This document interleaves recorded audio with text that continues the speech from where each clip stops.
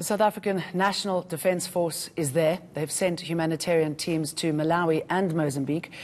Durban Minister Lindiwe Sisulu told Parliament the SADC is completely unprepared for Cyclone Ida and other natural disaster events of this magnitude. Now, on the line, we have the South African National Defence Force spokesperson, Siphiwe Dlamini. Very good to have you with us, Siphiwe Dlamini. What is the status of the Defence Force? What work are you doing? Thank you, Jane, for having me, and good evening to the ENCA viewers. As your reporter, Dashin, has indicated, we've already deployed several assets to Beira to assist with working with other agencies operating in the area. In particular, correctly put by your reporter, we are chasing time to rescue those that were able to and make sure that we mitigate this challenge that is being faced by the Mozambican people and our brothers and sisters. So we've deployed quite a few assets in that area with regards to that. Okay, and how difficult is it to gain access there? I mean, you can see from some of those pictures that people are in such remote areas, much of it is cut off. So talk us through the challenges there. Jane, if this brings back memories of the 2000 flooding again in Mozambique in that area, and I might have to say that with that experience that we garnered in 2000 2000, I think it was, we are able to do as much as we can. Difficult as it may be, as you can imagine. There's no place to land on, and we have to do these things, rescue people from the air. And our pilots and our rescue team are up to that challenge, as they did 19 years ago. Okay, so tell me, Mr. Dlamini, how they are coping with this. I mean, it's hard looking at those pictures.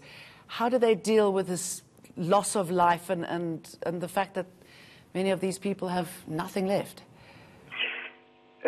Our members, part of their training is such to be able to handle such situations. It is difficult.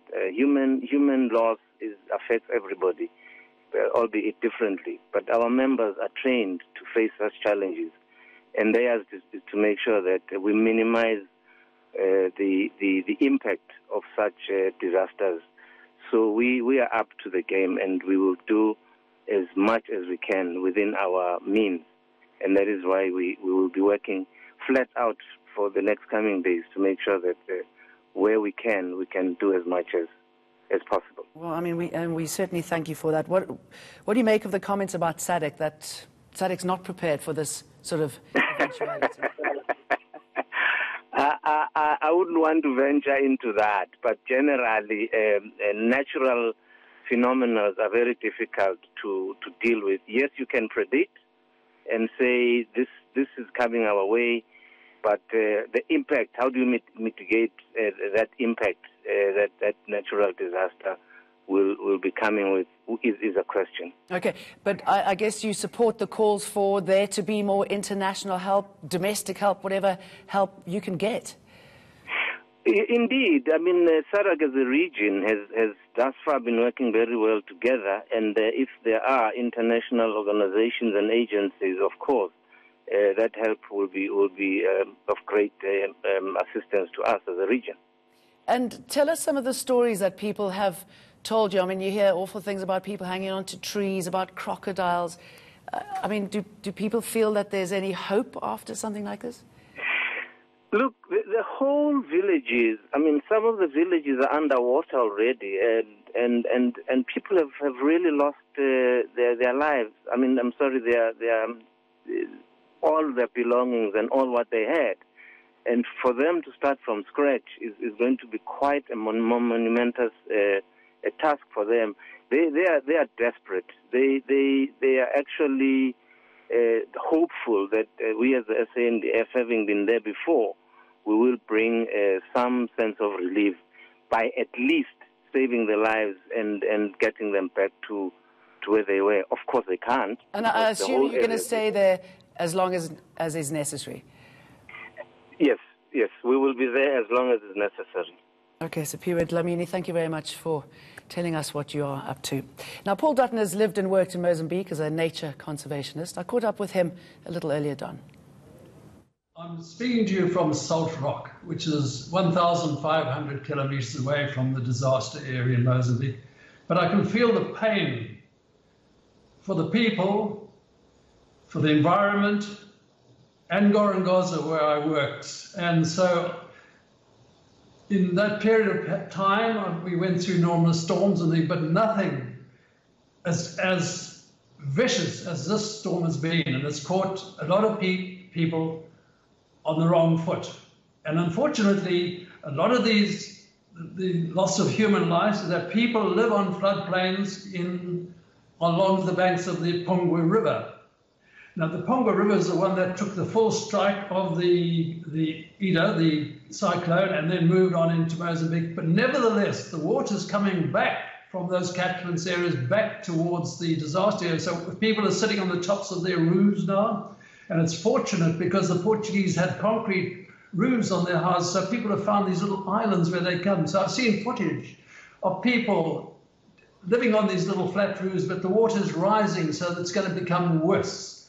And I'm very glad that international aid is getting in, including South Africa, to help try to mediate in this, or try and take a part in this rescue operation, which is huge. But to talk about the area in which I was working is in Gorongosa National Park, right in the middle of the Rift Valley.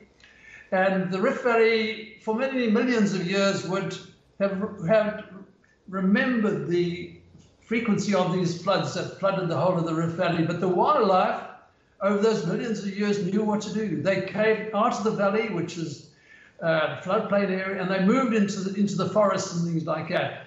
Unfortunately, humans haven't developed that, or the need for that to escape like that. Let me just ask you about some of the infrastructure that you know about, some of those dams which are creaking anyway. What if they were to collapse? The great dilemma is the situation of two major dams on the Zambezi River, one at Kaborabasa and the other one at Kariba. Now, they are fragile because dams are inclined to wear over time because you have a concentration of steel and concrete. And if in the case when, and I hope it never happens, I hope that Kariba, for one, holds. Otherwise, if that one fails, then it's a domino effect on the one downstream, which is the Kaborabasa. So it will be called, I would refer to it as an absolute catastrophe, a biodiversity, lots of everything, life, wildlife and people and everything, and infrastructures and things like that. So engineers need to have a good look at those dams to see how sound they are and to take action, because if that breaks, it'll fill the flood, the African Rift Valley from Beira all the way up into Mozambique. It'll be a mega flood that and the problem with that, Paul, is whenever there's a lot of water, there are waterborne diseases, and of course, it'll attract mosquitoes. All those things, especially the waterborne diseases and so on, because the sewage are all mixed up with water that they have to drink. There's no drinking water where they're sitting on these concrete roofs. So it's going to be a whole plethora of diseases, malaria and all sorts of diarrheal problems and things like that. So it's not going to be, but they're hungry. Those people will be going now for 5 days without any food, without any water, and the magnitude of rescue there is vast. So it's going to need a great deal more help from international and also local agencies and things like that. Okay. They have to move quickly to get those people off those roofs, because the water will rise and then the disaster would be greater.